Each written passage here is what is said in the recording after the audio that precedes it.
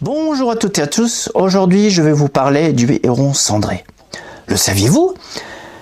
C'est un oiseau très chassé au 19e siècle par les pêcheurs et les éleveurs de truites car il menaçait directement leurs activités.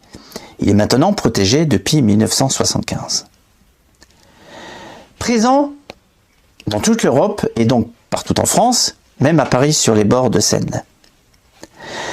C'est ce qu'on appelle un migrateur partiel, c'est-à-dire les oiseaux nichant au nord de l'Europe vont hiverner plus au sud et ceux du sud, dans les zones tempérées, donc comme les nôtres, restent à l'année et font de courts déplacements. Le héron cendré pêche à pied, à l'affût dans les eaux peu profondes d'un maximum d'environ 40 cm, dans une eau salée ou saumâtre ou douce. Il a une excellente vue, que ce soit de côté ou de face. Regardez les images, regardez son œil malicieux, vif.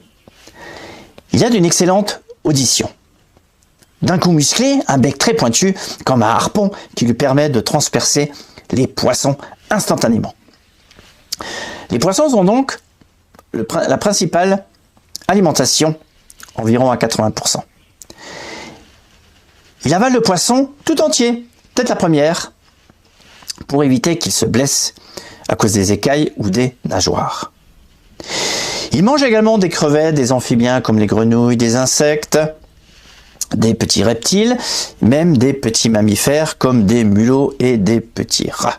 Il peut même également manger des canetons au printemps. Bref, c'est un opportuniste. Alors, dès fin janvier, les hérons se regroupent en colonies, appelées les héronnières. Et alors, les couples se forment.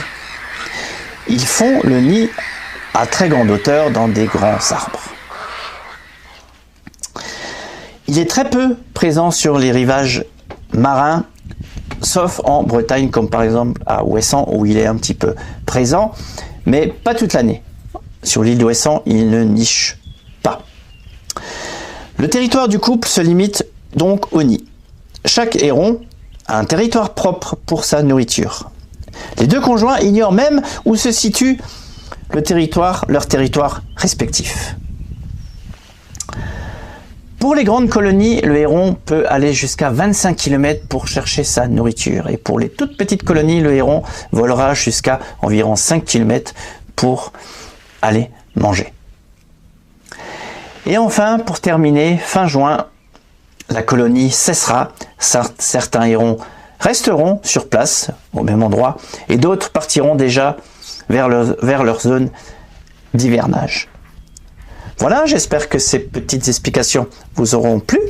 Je vous laisse avec ces images tournées en Camargue et en Corse.